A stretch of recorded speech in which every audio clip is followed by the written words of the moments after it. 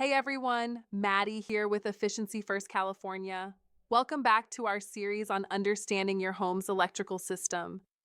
In our last episode, we discussed checking your panel's capacity and compatibility.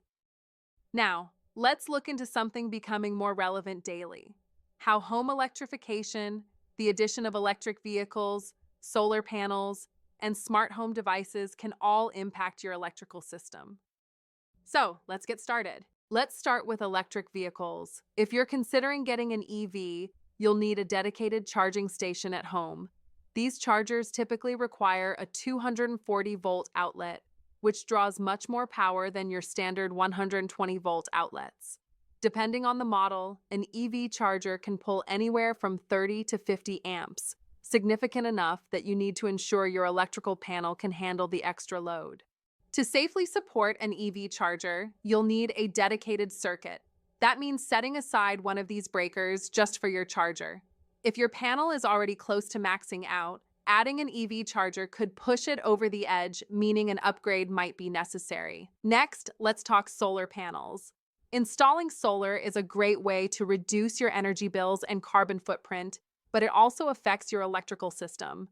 When you add solar, you create a mini power plant on your roof, feeding electricity back into your home.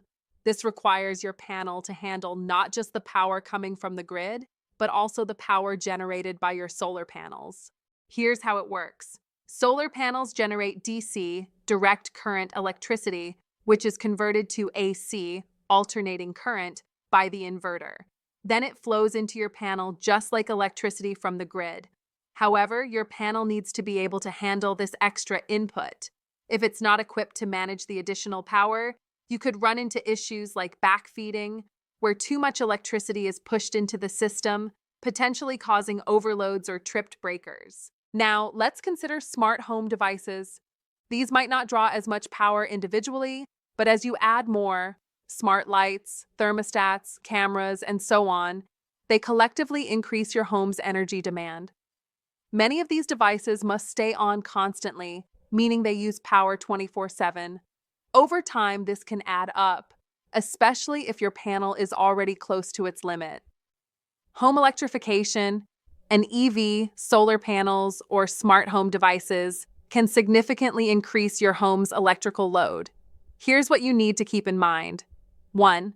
Assess your current panel capacity before adding new systems. 2. Consider upgrading to a higher capacity panel if you're planning multiple electrification projects. 3. Work with a licensed electrician to ensure your system is set up safely and efficiently. 4. Future-proof your panel by considering your long-term electrification goals.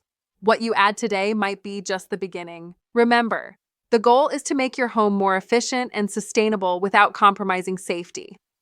In our next episode, we'll wrap up this series by helping you decide when to upgrade your electrical panel. Thanks for watching, and as always, stay tuned for more tips from Efficiency First California. To learn more about how you too can contribute, visit us at efficiencyfirstca.org today. At Efficiency First California, your success is our business.